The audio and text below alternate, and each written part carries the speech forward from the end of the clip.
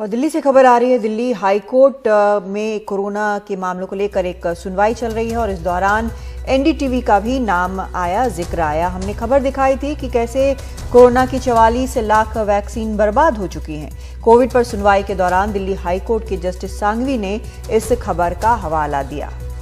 High court ने यह भी कहा कि दिल्ली के बढ़ रहे मामलों को देखते हुए लैब की क्षमता बढ़ाई जानी चाहिए, ऑक्सीजन की उपलब्धता पर भी ध्यान दिया जाना चाहिए। आशीष भार्गव हमारे सहयोगी हमारे साथ जुड़ गए। आशीष, और क्या कहा है कोर्ट ने? जी देखिए, कोर्ट लगातार हाईकोर्ट ने एक बात साफ की है कि हालात दिल्ली में बहुत खराब हैं और इन खराब हालात को देखते हुए हाईकोर्ट ने ये तय किया है कि वो जो कोरोना की स्थिति है उस पर निगरानी रखेगा और रोजाना दिन प्रतिदिन के हिसाब से, डेली बेसिस के हिसाब से यहाँ पर सुनवाई होगी। तो हाईकोर्ट ने कई बड़े सवाल उठाए हैं केंद्र सरकार के ऊपर। सबसे बड़े सवाल लैब के ऊपर उठाए हैं कि लैब की क्षमता कम क्यों है, नौकरशाही ब्यूरोक्रेसी क्यों चल रही है। जो एक हवाला ये भी दिया है कि कुछ मशीनें टेस्टिंग के लिए बाहर से मंगाई गई हैं, उनके सूत्रों ने बताया है। जज साहब ने ये बात कही है, लेकिन कस्टम ने 4 दिन से क्लियर नहीं की है। आईसीएमआर का जो फॉर्मेट है टेस्टिंग के लिए वो इतना कॉम्प्लिकेटेड है कि कागजी कार्रवाई करने में डॉक्टर का, लैब अटेंडेंट का और जो ऑपरेटर है उसका काफी समय निकल जाता है। जब आधार में सब कुछ दिया हुआ है तो ये ब्यौरा क्यों देने की, अपलोड करने की जरूरत है, ये कहा है। और ये भी कहा है कि सिस्टम को स्मूथ बनाया जाना चाहिए, ऑक्सीजन की सप्लाई की जाए, दवाइयों की कालाबाजारी रोकी जाए, जिस तरीके से लोग परेशान हैं कदम उठाए जाएं और इसके साथ साथ अस्पतालों के बेड बढ़ाए जाएं। राज्यों को जो दवा है या जो वैक्सीन है उनके लिए समुचित व्यवस्था हो। 44 लाख कई निर्देश दिए गए हैं, कई बातें कही गई हैं। इस सब में एनडीटीवी का जिक्र कहां पर आया?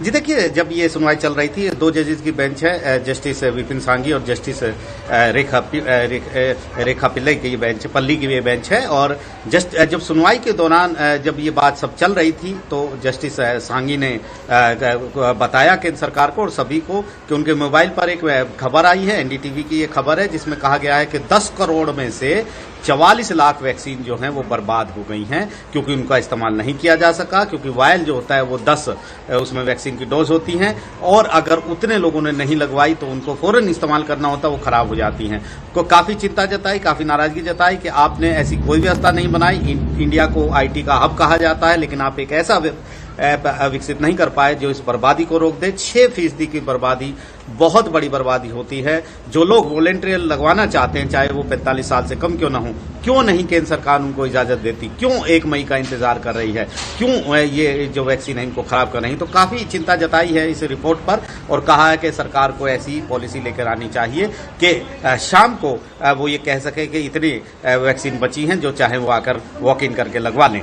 तो जो लोग वॉलेंटियर करना चाहते हैं वो लगवा सकते हैं। तो ये सब सुझाव हैं जो दिल्ली हाईकोर्ट दे रहा है केंद्र सरकार को। और इधर दिल्ली सरकार कह रही है कि केंद्र सरकार की तरफ से उसको उतनी मदद नहीं मिल रही है जितनी मदद मिलनी चाहिए।